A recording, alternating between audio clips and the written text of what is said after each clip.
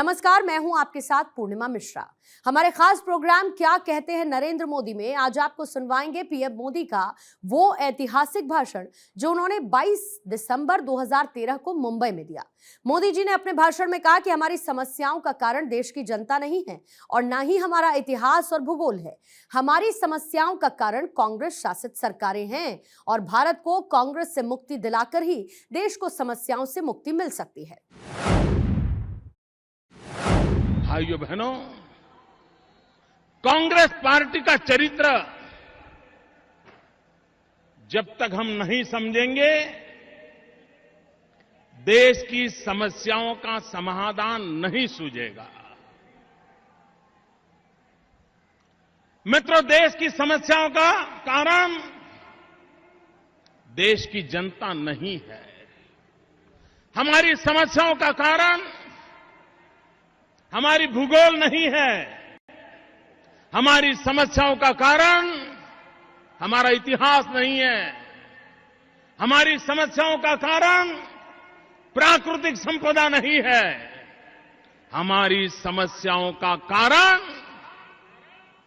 कांग्रेस शासित सरकारें हैं। और इसलिए अगर समस्याओं से मुक्ति चाहिए तो उसका एक ही उपाय है, भारत को कांग्रेस से मुक्त करना होगा। कांग्रेस मुक्त भारत,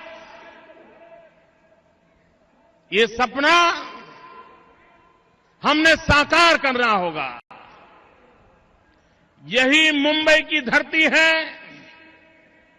आजादी के आंदोलन में अगस्त क्रांति मैदान से एक गूंज उठी थी, एक आवाज उठी थी, एक ललकार हुआ था, क्विट इंडिया। और पूरे देश में वो ललकार मंत्र बन गया था और आखिरकार अंग्रेजों को हिंदुस्तान छोड़ना पड़ा। ये मुंबई की धरती से उठी हुई आवाज, क्विट इंडिया का मंत्र भारत को आजादी दिला गया। भाइयों बहनों, उसी मुंबई की धरती से फिर एक बार आवाज उठनी चाहिए, कांग्रेस फ्री इंडिया।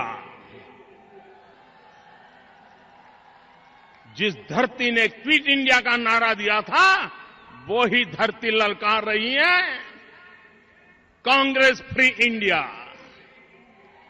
कांग्रेस मुक्त भारत। भाइयों बहनों, कांग्रेस वोट बैंक की राजनीति में डूबी हुई है और वोट बैंक की राजनीति के लिए समाज को तोड़ते रहना, डिवाइड एंड रूल, ये कांग्रेस की विशेषता रही है। और अंग्रेजों के सामने लड़ते लड़ते कांग्रेस उनसे ये सीख लिया है, डिवाइड एंड रूल। देश आजाद हुआ तो देश का बंटवारा करके भारत मां के 3 टुकड़े कर दिए। आजाद हिंदुस्तान को एक तरफ सरदार पटेल ने एक किया, चारों तरफ एकता का मंत्र गूंजा, और दूसरी तरफ भाषावार प्रांत रचना के नाम पर कांग्रेस ने देश में भाई से भाई को लड़ाने का बीज बो दिया। गांव को शहर से लड़ाओ, शहर को गांव से लड़ाओ, नदियों के लिए लड़ो, पानी के लिए मरो। आज भी देश में कोई प्रदेश ऐसा नहीं है कि जहां पानी के बंटवारे को लेकर के 50-50 साल से लड़ाई न होती हो।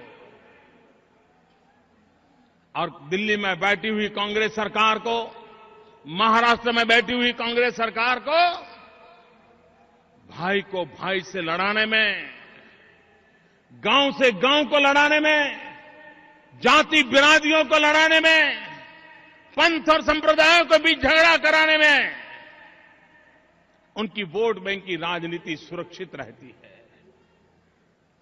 और इसलिए कांग्रेस पार्टी वोट बैंक की राजनीति में डूबी हुई है। भाइयों बहनों, जब तक वोट बैंक की राजनीति से हम देश को मुक्त नहीं कराएंगे और देश को विकास की राजनीति के रास्ते पर नहीं ले जाएंगे, देश की समस्याओं का समाधान नहीं होगा।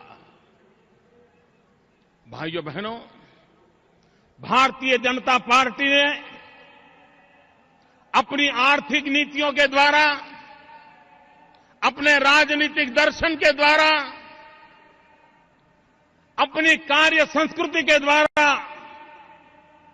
ये सिद्ध कर दिया है कि भारतीय जनता पार्टी विकास के मंत्र को समर्पित है, विकास की राजनीति को समर्पित है। और विकास के बिना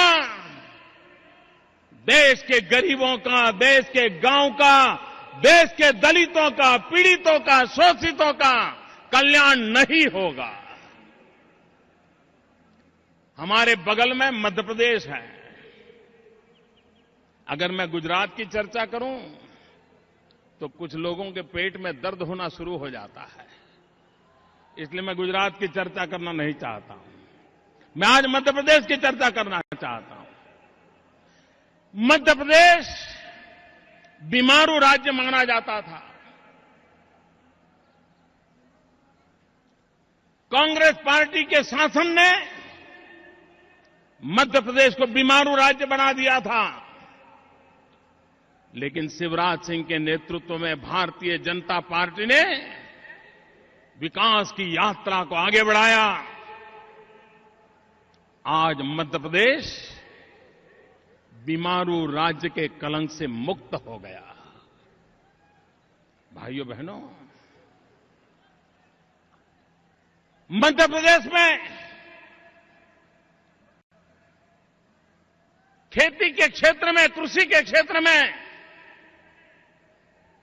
कोई ज्यादा प्रगति नहीं होती थी, लेकिन शिवराज जी की सरकार ने, भाजपा की मध्य प्रदेश की सरकार ने सिंचाई के काम को बल दिया। अधिकतम भूमि में इरिगेशन के लिए धन खर्च किया। और भाइयों बहनों, आज मैं गर्व से कहता हूं, कोई जमाना था पंजाब, हरियाणा, उत्तर प्रदेश धान की खेती में नंबर 1 माना जाता था। देश के अन्न के भंडार इस राज्यों से भरे जाते थे। आज भारतीय जनता पार्टी की मध्य प्रदेश की सरकार के प्रयत्नों से, भारतीय जनता पार्टी की छत्तीसगढ़ की सरकार के प्रयत्नों से गेहूं और चावल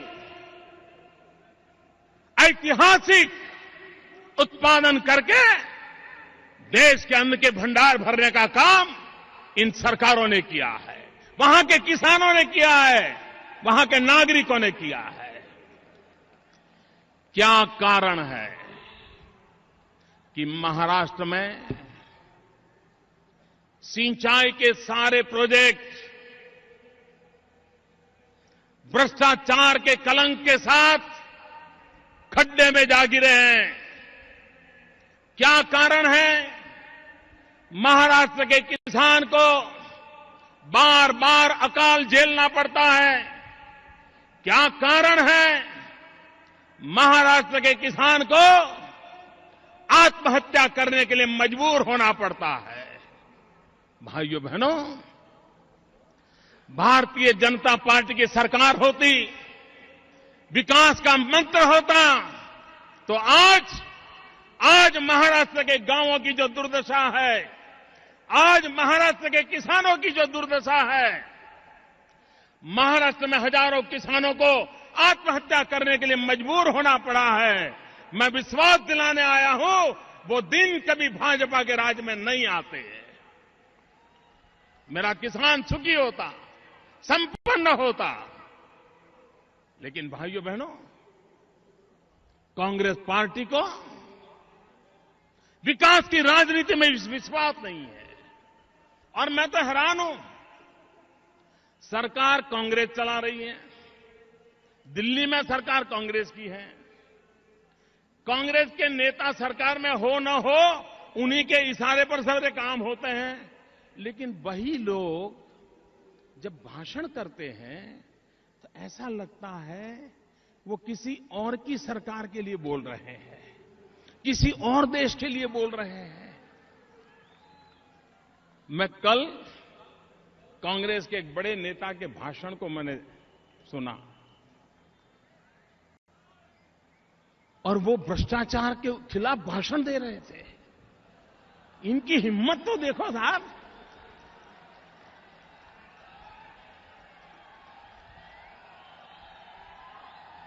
कोई ऐसी हिम्मत नहीं कर सकता। इतने भ्रष्टाचार में डूबे हुए लोग, इतने बदनाम लोग, उसके बावजूद भी निर्दोष चेहरा बना करके भ्रष्टाचार के खिलाफ भाषण दे रहे हैं। और वक्रता देखिए, भ्रष्टाचार के आदर्श का घोटाला,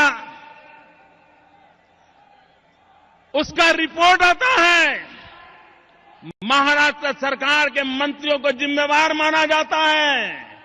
एक तरफ उन भ्रष्टाचारियों को बचाने का निर्णय महाराष्ट्र की कांग्रेस सरकार करती है और उसी समय दिल्ली में उनका एक नेता उपदेश दे रहा है। भाइयों बहनों, ये कांग्रेस को समझना होगा। वे बोलते एक हैं, करते दूसरा है। और वोट बैंक की राजनीति के सिवा भाइयों बहनों, कांग्रेस की पूरी जिंदगी संप्रदायवाद में डूबी हुई है। माइनॉरिटीज्म, संप्रदायवाद एक कांग्रेस की परंपरा रही है। डॉक्टर मनमोहन सिंह जी की सरकार ने जहां मुस्लिम अधिक हो ऐसे 90 जिले छांटे पूरे देश में से, और उनकी भलाई के लिए बड़ी बड़ी योजनाएं घोषित की, बड़ा बजट घोषित किया। हिंदुस्तान के मुसलमान भाइयों को लगने लगा कि चलो अब कुछ भला होगा। अखबारों ने भी बहुत कुछ लिखा, बड़ी वाहवाही हुई। अभी पार्लियामेंट में किसी ने सवाल पूछा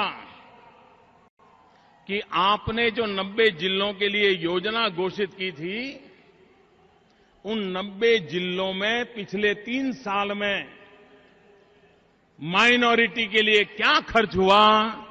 भाइयों बहनों, मुझे कहना है, ये माइनॉरिटी के वोट का खेल करने वाली सरकार ने पार्लियामेंट में जवाब दिया है कि उस योजना में से 3 साल में 1 रुपया खर्च नहीं हुआ है, 1 रुपया खर्च नहीं हुआ है। ये वोट बैंक की राजनीति कैसी करते हैं, इसका ये जीता जागता उदाहरण है।